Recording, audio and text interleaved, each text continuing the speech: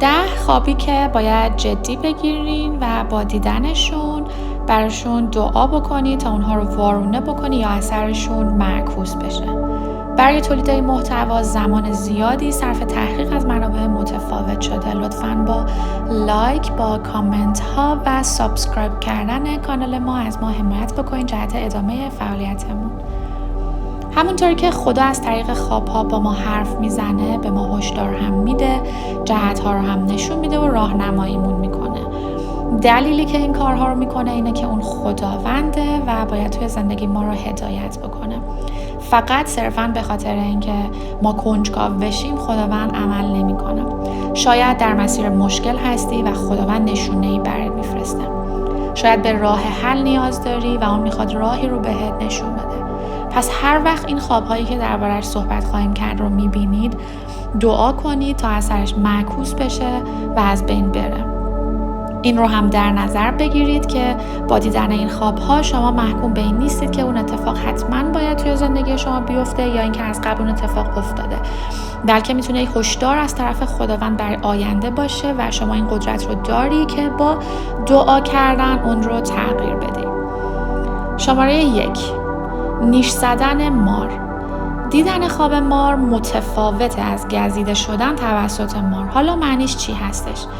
یک سمبولی از حمله روحیه که اگر حیوانی در دنیا باشه که بیشتر از هر چیز شریر و دنیای تاریکی از اون خوشش بیاد و از طریقش بخواد استفاده بکنه، اون مار هستش.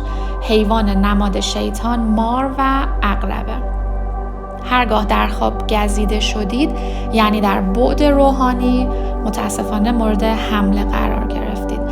تجربه شخصی من اینه که حمله های روحانی بسیار خطرناکتر از حمله های جسمانی هستند، چون هر چیزی در بعد روحانی روی شما سلطه بگیره روی جسمتون هم تأثیر خواهد گذاشت و اکثر افراد بر علیه موارد روحانی نمیتونن عمل بکنن، پس چاره‌ای برای بیرون اومدن از اون وضعیت ندارن.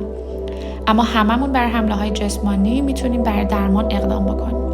اگر در بعد روحانی تسلیم بشید، در بعد جسمانی هم حتما تسلیم خواهید شد. مثل افسردگی های روحی شدید که زندگی شخص رو کامل مختل و فلج میکنه. گزیدگی مار یعنی ناامیدی داره به سمت شما میاد. همینطور نمادی از خراب شدن ازدواج هستش. معنی دیگهش اینه که شخصی به شما دسترسی داره و میخواد شما رو مسموم بکنه. البته منظور از مسموم کردن این نیست که سمی بریزه توی غذاتون، یعنی اعمال سمی بر علیه شما انجام بده که در روح یا جسم سرنوشت شما رو تغییر خواهد داد، یا اینکه پشت سرتون در حال خراب کردن اوضاع برای شما، یا حتی اعمال جادوگری و سیاهی براتون انجام داده یا میخواد در آینده براتون انجام بده. خواب شماره 2. خون ریزی کردن در خواب. جان ما در خون ما هستش. اگر خودت رو در حال خون ریزی کردن میبینی، نمادی از دست دادن حیات و زندگی هستش، یعنی روح مرگ در تلاشه که شما رو شکار بکنه. خون نمادی از عهد هم میباشد. شما شاید در زیر عهدی هستی و باید ازش آزاد بشی.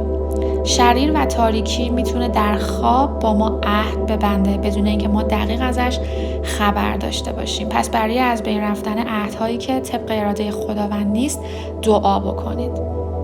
خواب شماره 3. آینه شکسته. هر وقت خواب آینه شکسته رو میبینید، اون نمادی از خیانته.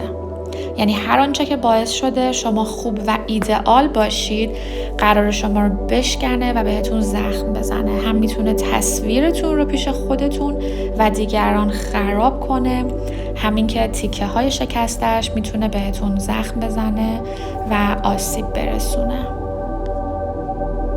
پس هر بار که خواب آینه شکسته رو ببینید، اون نمادی از خیانت هستش و از طرف شخصی نزدیک میتونه باشه. معنی دیگرش غیبت کردن و بدگویی کردن شما نزد دیگرانه و وجود افرادی از نزدیکانتون که انگیزه های بدی متاسفانه درباره شما دارن میتونه باشه. اگر میدونید این شخص یا اشخاص کیا هستن، مدارا نکنید، به دنبال راه حل باشید.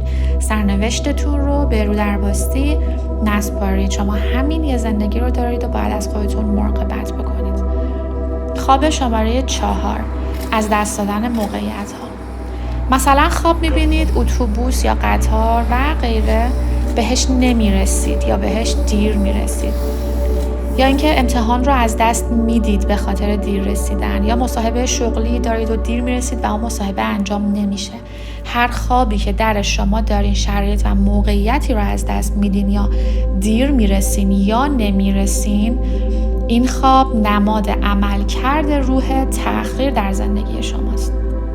اسم دیگر این نیروی شیطانی ضد پیشرفت هستش، یعنی شما دشمنانی در جهت پیشرفتتون دارید و یا حتی به عبارتی قفل شدین.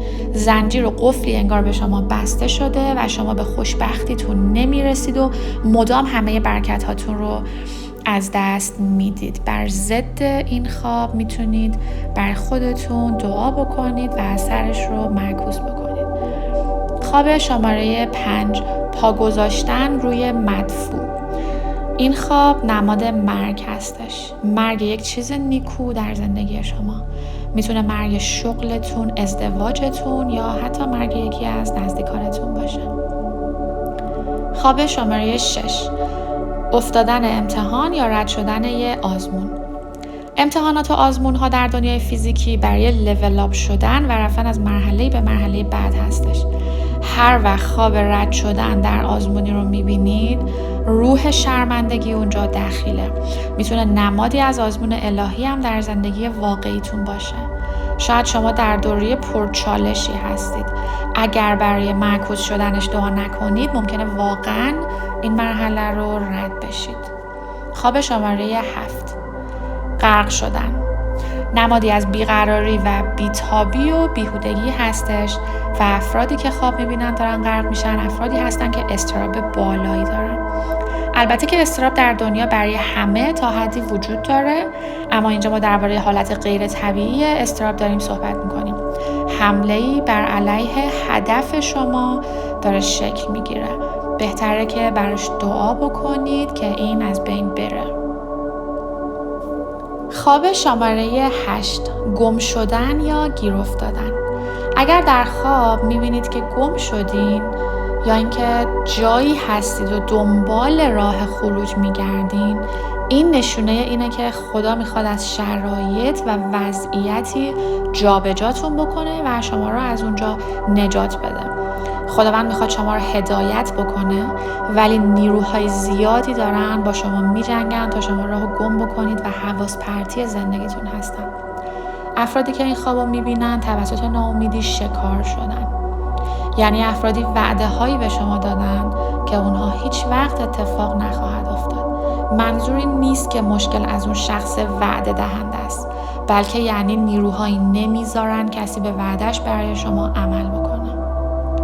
خواب شماره 9، تخم مرغ فاسد. اگر خواب تخم مرغ فاسد دیدید، سمبولی از بیماری و فقر هستش. تخم مرغ و ماهی نمادهای برکت مالی و فراهم بودن هستند. اگر خواب تخم مرغ سالم و ماهی در اطرافتون ببینید، اون یعنی خبرهای خوب و فراهم شدن همه چیز در زندگیتون. اما تخم مرغ فاسد دقیقاً برعکسه. بیماری و فقر و بدشانسی در کمینه. خواب شماره 10، گاز گرفته شدن توسط سگ. اگر خواب دیدید که توسط سگ یا چند سگ گاز گرفته شدین، یعنی جادو در زندگیتون فعاله. یه نفر مشغول جادو و طلسم کردن شماست. اسم شما رو داره در مناسکی نامقدس میخونه. اگر صرفاً توسط سگ‌ها دنبال میشید، یعنی از طرف دوستی بهتون خیانت خواهد شد. بعد از این چنین خواب‌هایی وضعیت مالیتون رو حتماً چک بکنید. مطمئن شید که مشکلی وجود نداره، چون شاید اتفاقات عجیبی براتون بیفته. یادتون باشه که هر چیزی که به شما نشون داده میشه، شما بر علیهش قدرت دارید و میتونید بهش حمله بکنید. شما قربانی نیستید. اگر در خواب خداوند این نشونه ها رو برای شما میفرسته، معنیش اینه که میخواد از وقوع اون اتفاقات براتون جلوگیری بکنه و نیاز به همکاری شما داره. پس اگر هر کدوم از این 10 تا خواب رو دیدید براش دعا کنید که از بین بره و قدرتش شکسته بشه. اگر نیاز به راهنمایی بیشتر و کمکم دارید میتونید برامون کامنت بذارید یا اینکه به اینستاگرام ما که در توضیحات کانال درج شده پیام بدید. ما حتما پاسخگو خواهیم بود.